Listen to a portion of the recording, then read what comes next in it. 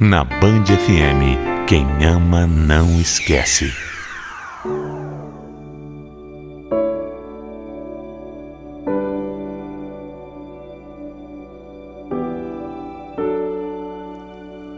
Eu sei que no calor da emoção, muitas vezes, a gente perde a razão. Fala e age sem pensar. Mas eu também sempre fui da opinião que num momento de nervosismo é que muitas pessoas acabam mostrando quem elas realmente são. Ao ouvir a minha história hoje, você vai entender exatamente o dilema em que eu me encontro. E quem sabe, você pode me ajudar a decidir o rumo que eu devo seguir na minha vida. Tudo começou há alguns anos, quando eu conheci e me apaixonei pelo Marcelo. Ele não era um cara assim muito romântico ou carinhoso, mas era um cara bom de papo que conquistava todo mundo. No dia em que a gente se conheceu, a gente já acabou se envolvendo e a partir daí, a gente não se desgrudou mais. Nós nunca fomos muito parecidos. Mas é como dizem, né? Os opostos acabam se atraindo. Então a gente engatou um namoro e o que eu posso dizer é que eu nunca fui tão apaixonada por alguém. O Marcelo era um ótimo namorado, mas, como eu disse, nunca foi lá muito carinhoso. No começo eu ficava bem triste com isso. Mas depois eu entendi que esse era o jeito dele. E no fim das contas, o que importava era que a gente se dava muito bem, a gente se amava e principalmente a gente se respeitava. Cris, você sabe que eu não sou assim, eu não sou, sabe, de ficar falando, eu não sou muito romântico, cheio de mimimi, mas você também sabe que você é a mulher da minha vida, né? Você não tem dúvida disso, né? Eu sei disso, meu amor. Você também é o homem da minha vida, viu? Pois é, então, exatamente por isso que eu acho que a gente devia se juntar. Como? Se juntar? Se juntar, ué. Vamos morar junto. Uma vida a dois. Tipo casar.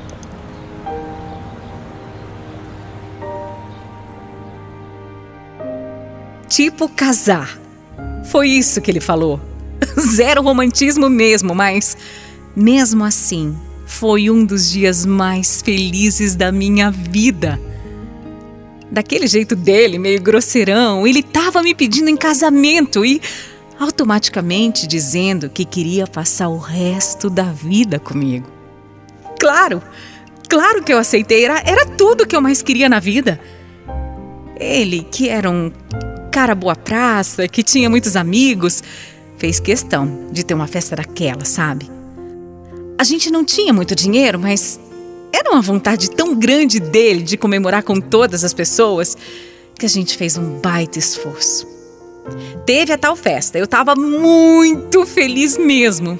Me casar, construir uma família, ter filhos, tudo isso era um sonho pra mim. Poder compartilhar tudo isso com ele, então, era mais do que eu poderia sonhar.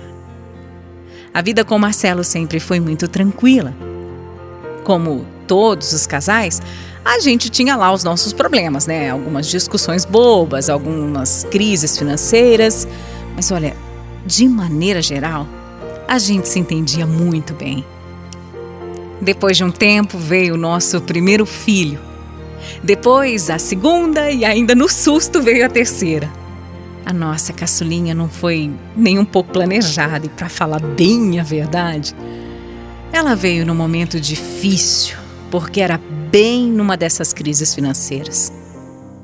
Eu e o Marcelo chegamos a perder o sono muitas noites, pensando em como a gente faria para pagar todas as contas. Eu sempre fui mais desesperada com isso, sabe? Mas ele tentava me acalmar o tempo todo. Mesmo preocupado e mesmo sem muito jeito, ele fazia de tudo para tentar me ver mais tranquila. E no fim, a gente sempre tinha um prato de comida ali na mesa e era isso que importava. Ter 3 filhos é uma baita responsabilidade, mas também é uma delícia. Eu amava ver a casa cheia, aquela gritaria, aquela bagunça. Eu curtia de verdade. Tudo isso me mostrava que eu tinha chegado lá. Eu tinha conseguido construir aquela família que eu sonhava, bem do jeitinho que eu imaginava. Marcelo era um paizão, olha, paizão mesmo, de verdade. Ele fazia de tudo para as crianças. Eu nunca vi um homem como ele. E olha que eu tenho irmão, amigos, primos, todos são pais, mas nenhum chegava aos pés do meu amor. Ele tinha uma paciência com as crianças que nem eu tinha. Ele era capaz de sentar no chão da sala, brincar por horas e horas sem cansar. Depois fazia comida para todo mundo, dava banho, colocava para dormir. Eu morria de alegria, eu morria de orgulho de ver ele assim. Tanta história que a gente ouve por aí, né? De homem que não ajuda em nada. Marcelo não.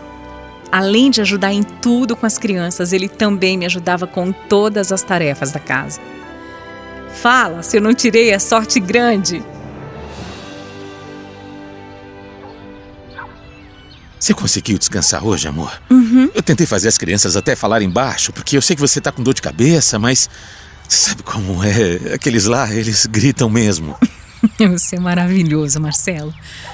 Ai, eu nem sei como te agradecer por tudo, sabia? Imagina. Eu consegui dormir sim umas 3 horas. Nossa, tô bem melhor. Que bom, meu amor. Então aproveita e pega na geladeira o seu prato pra jantar, sabe? Eu deixei lá já prontinho pra você. É só esquentar. Sério? Enquanto isso eu vou colocar os meninos na cama.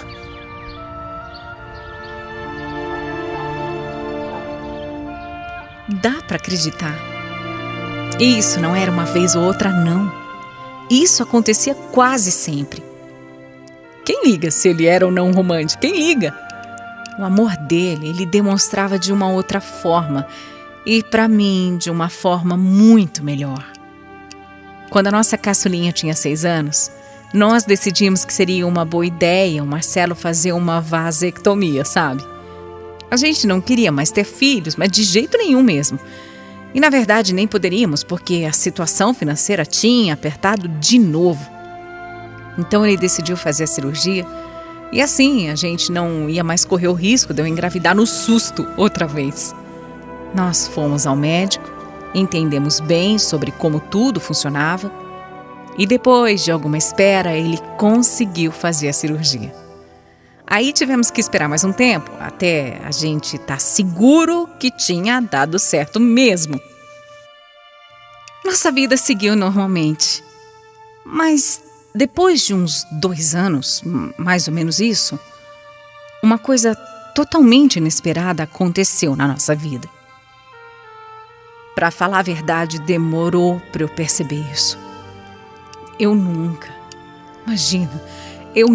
poderia imaginar, nunca mesmo. Eu não reparei quando a minha menstruação atrasou. Eu não reparei que o meu corpo estava esquisito, estava diferente, mas depois de uns 4 meses, os sinais ficaram impossíveis de ignorar. Mas como? Como? Não podia ser. Não fazia sentido. Não fazia mesmo.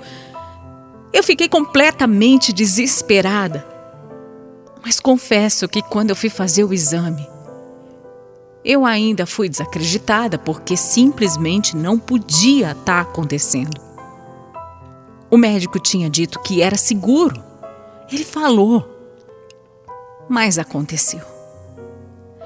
Eu peguei aquele resultado e eu não podia acreditar. Meu Deus, como isso foi acontecer? O Marcelo ia cair para trás. Eu não tinha falado nada para ele ainda da minha desconfiança. E quando eu falasse, nossa, ele ia ficar tão chocado quanto eu, mas, sinceramente, eu ainda achei que ele ficaria melhor do que eu, porque, sendo bem honesta, ele levava a função de pai melhor do que eu como mãe. Mas eu me enganei. Quando eu cheguei em casa e eu contei para ele, nossa, de todas as reações que eu pensei que ele poderia ter, ele teve uma que eu nunca na minha vida poderia imaginar. O Marcelo simplesmente surtou. Surtou, mas ele surtou de uma maneira horrível. E comigo ainda por cima. Você acha que eu sou palhaço, Cristiane? Como assim? O que você tá me dizendo? Presta atenção no que você tá me falando. Como é que você me aparece aqui dizendo que tá grávida? Você sabe muito bem que eu não posso ter filho. Eu não sei, Marcelo. Eu não sei Não como sabe? isso vai acontecer mais. Mais coisa nenhuma. E ainda já tá de 5 meses. Você tá me enganando. Você tentou me esconder. Olha aqui, fala logo. Quem é? Quem é o pai dessa criança? Com quem você me traiu, sua sem vergonha? Marcelo, pelo amor de Deus. Pelo amor de Deus, olha o absurdo que você tá me falando. Eu não vou aceitar isso, entendeu? Olha aqui, você vai ver só. Você vai ver só o que vai acontecer com você, sua... Eu não gosto nem de falar o tanto de absurdo que ele me falou aquele dia. Eu não gosto de falar dos nomes que ele me chamou. Ele nunca tinha me desrespeitado dessa forma. Fiquei em estado de choque. Mas mesmo assim eu continuei implorando para ele me ouvir. Eu continuei jurando de pé junto que não tinha traído ele. Claro que não. Eu nunca tinha traído meu marido, nunca. Eu amava esse homem mais que tudo, mas eu tinha engravidado mesmo. O Marcelo foi ficando cada vez mais nervoso, mais bravo comigo. Quanto mais eu gritava que o filho era dele, mais fora de si ele ficava, até que ele levantou a mão e me deu um soco. Não. Ele me deu alguns socos e ainda me arrastou pelos cabelos pela casa. Meu marido nunca tinha nem levantado a voz para mim e de repente ele estava ali completamente descompensado, me agredindo, me batendo. Foi um verdadeiro pesadelo tudo aquilo.